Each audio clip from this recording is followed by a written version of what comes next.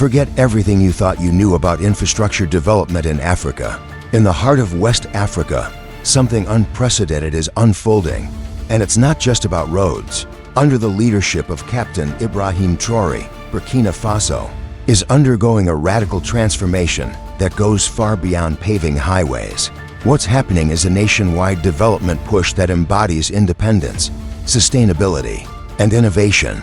This movement has caught the attention of observers across the continent and beyond, not for its reliance on external aid, but because it's completely homegrown, planned, funded, and executed by Burkinabe hands.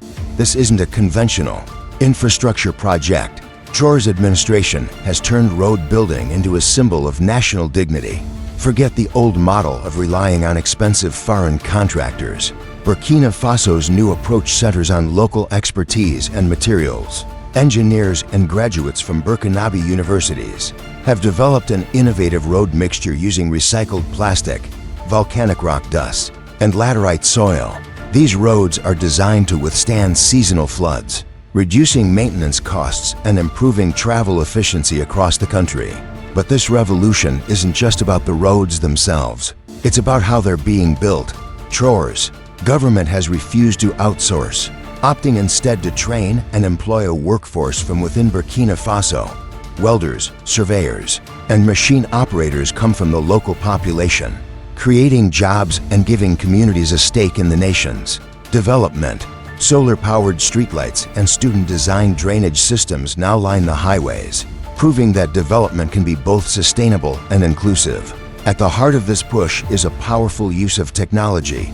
Traoré's infrastructure team has implemented drone-assisted 3D mapping to scan terrain in real time, using LiDAR and GPS to design roads that are resilient against erosion and flooding.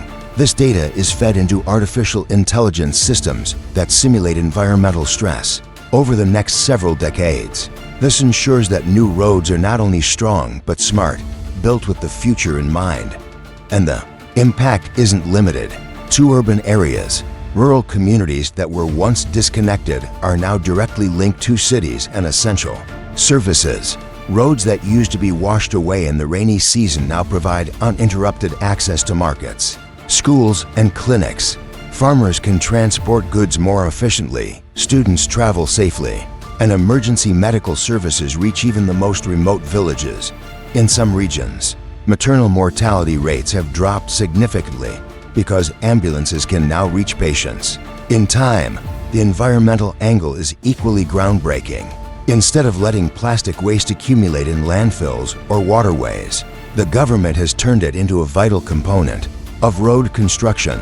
Through mobile processing units, old plastics are melted and mixed into asphalt, cutting down on costs while addressing the country's pollution crisis.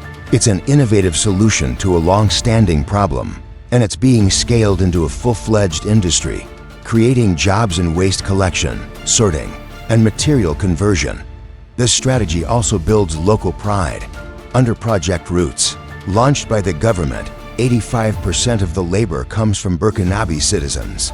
These aren't just construction jobs, they're long-term investments in technical skills.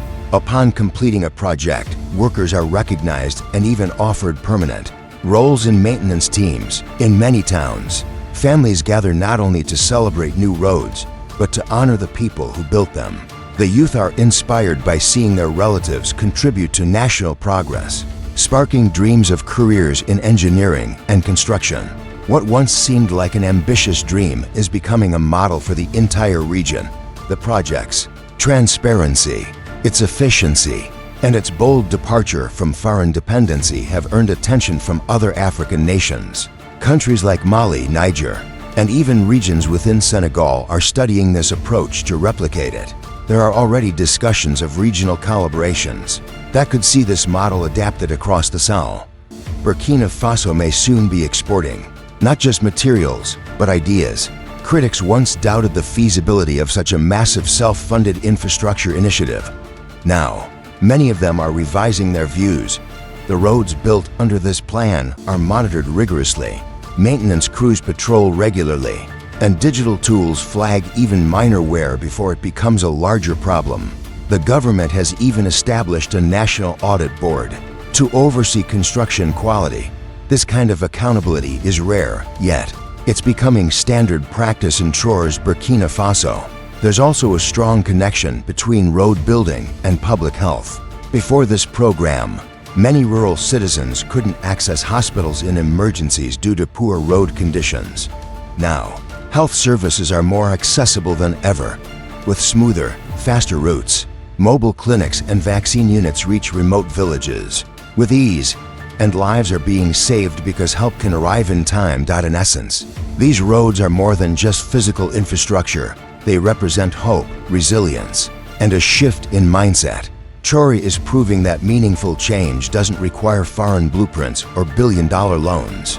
It requires vision, unity, and belief in one's people.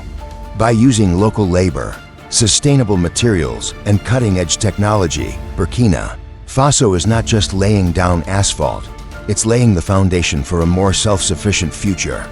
This is a blueprint that other African nations are beginning to admire, not because it's grand, but because it works. It's adaptable, affordable, and authentic. Traoré's approach is less about flashy optics and more about results that touch everyday lives. Roads, after all, are not just for cars.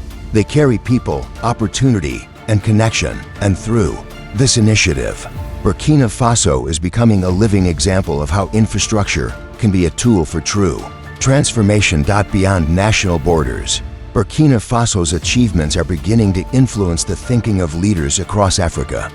The African Union has taken note of this self-driven success story.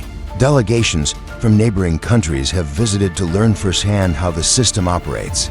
There are early talks of a Sahel Infrastructure Alliance, a collective of countries working together to implement and scale similar projects.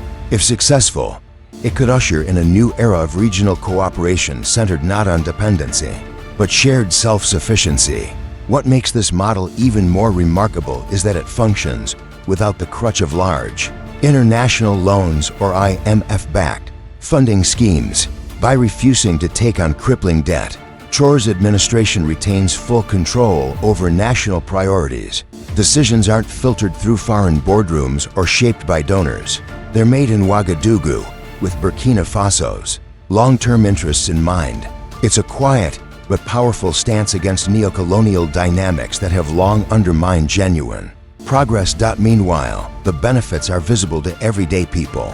In markets across the country, farmers are reporting greater profits because they can deliver fresh produce to cities faster. School attendance in previously isolated villages has risen sharply. Even small tourism operators have started seeing an uptick in visits to previously unreachable natural parks and cultural sites. The infrastructure boom is lifting multiple sectors, proving that good roads aren't just economic pathways. They're catalysts for comprehensive development. The sense of national pride this initiative has instilled cannot be overstated. From city dwellers to rural farmers, citizens feel they are part of something larger, a shared mission of rebuilding the nation from the ground up. Youth employment has surged in sectors related to logistics, construction, maintenance, and even tech support for infrastructure monitoring systems. Instead of looking abroad for opportunities, many young Burkinabe are now building their futures at home. It's clear that this is more than a development project. It's a national movement, driven by a leader who dares to believe in the capabilities of his people. And that belief is contagious. The road revolution under Traoré isn't just a story about transportation. It's about transformation, of mindset, of opportunity, of destiny. And as the kilometers stretch farther each day, so does the hope that this model could inspire a wave of self-led progress across the continent. This is the real $500 billion revolution, not just in money, but in the value of trust, unity, and self-determination. Perhaps what is most profound is how this initiative is reframing the way African nations see themselves. Too often, the continent has been portrayed through the lens of struggle, need, and dependency. But in Burkina Faso's story, we see a new narrative emerging, one of innovation, leadership, and self-reliance. Traoré's model dares to suggest that African problems can be solved by African minds, and that the continent's greatest strength lies not in what it can import, but in what it can create. There's a growing recognition that real change doesn't happen through temporary fixes or one-off projects. This road revolution isn't a media campaign or a donor-driven showcase. It's an authentic, boots-on-the-ground effort that's slowly and steadily transforming lives.